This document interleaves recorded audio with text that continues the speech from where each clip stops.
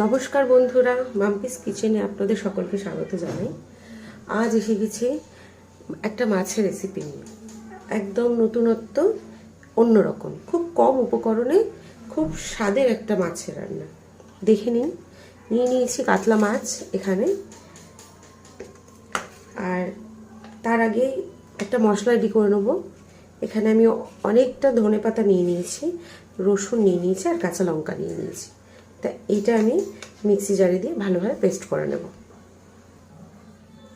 মশলাটা বাটার জন্য রেডি করে নিয়েছি। এতে দিয়ে দেবো স্বাদ অনুযায়ী একটু চিনি। আপনারা যদি মিষ্টি না পছন্দ করেন তাহলে এটা স্কিপ করতে পারেন। দিয়ে দিচ্ছি একটু জল। ব্লেন্ডারের মধ্যে দিয়ে দেব দই। দেখতে পাচ্ছেন এতটা দই, এইটা এবার দিয়ে দেবো এর মধ্যে। এটাকে আরেকবার মিক্সিতে ঘুরিয়ে নেব। এবার এটাকে ম্যারিনেশনের পালা। দিয়ে দিচ্ছি নুন, আর দিয়ে দেবো 1 চামচের মতো ভিনিগার। আমার কাছে এই সময় পাতিলেবু নেই, তাই আমি ভিনিগার দিয়ে কাজ চালাচ্ছি। আপনাদের কাছে পাতিলেবু অ্যাভেলেবেল থাকলে সেটাই দিয়ে নেবেন। আর দিয়ে দেব পেস্ট করে রাখা পুরো মশলাটা।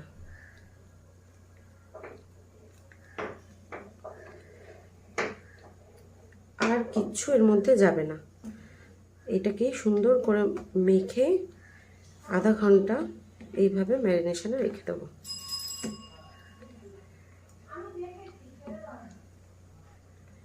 আর কোনো মশলা এর মধ্যে যাবে না।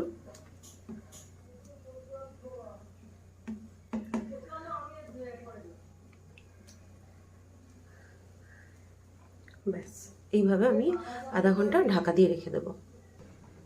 ভেজে নেব একটু পেঁয়াজ, মানে বেরেস্তা বানিয়ে নেব। তার জন্য কড়াইতে তেল দিয়ে দেবো অল্প করে।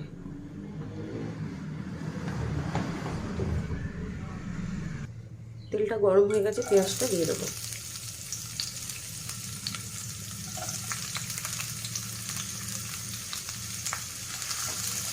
ভালো করে কম আছে বেরেস্তা বানিয়ে নেবো এগুলোকে।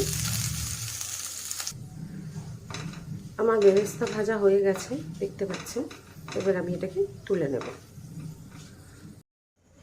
কড়া বসিয়ে কড়াইতে বেশি করে সরষের তেল নিয়ে নিয়েছি। দেখতে পাচ্ছেন বেরেস্তা ভেজেছিলাম যে কড়াইতে, তার মধ্যে এবার দিয়ে দেব একটা শুকনো লঙ্কা 2 টুকরো করে।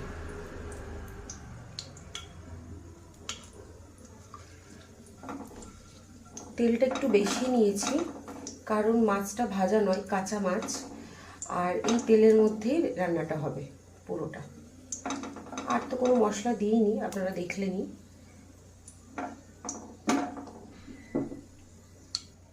তেল ভালো করে গরম হয়ে গেছে।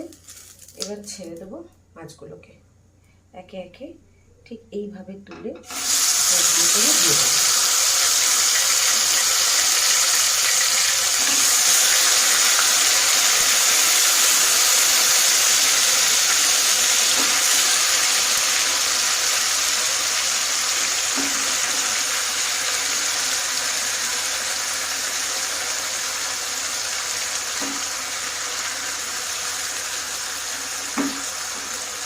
মাছগুলো দিয়ে দিলাম।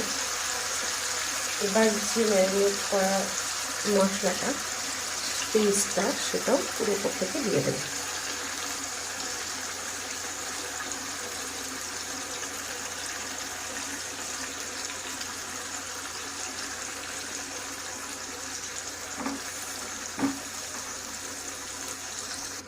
সবটা দেওয়া হয়ে গেছে। এবারে আমি ঢাকনাটা দিয়ে ঢেকে দেব। আর মিডিয়াম করে দেব গ্যাসের ফ্লেমটা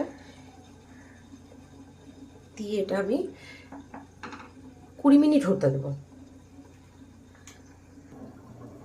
ফিরে এলাম 15 মিনিট পর। খুলে দেখে নেব মাছগুলো কেমন অবস্থায় আছে। এই অবস্থায় খুব হালকা হাতে এগুলোকে একটু উল্টে দিতে হবে। ঠিক এইভাবে আস্তে আস্তে করে সবগুলোকে আমি এইভাবে উল্টে দেবো। এর ওপর থেকে দিয়ে দেবো ভেজে রাখা বেরেস্তাগুলো।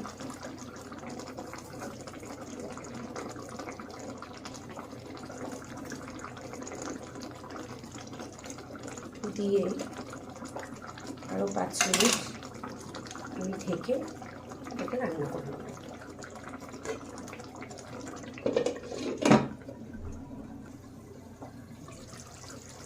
আমার মাছটা হয়ে গেছে, দেখতে পাচ্ছেন বন্ধুরা কেমন হয়েছে।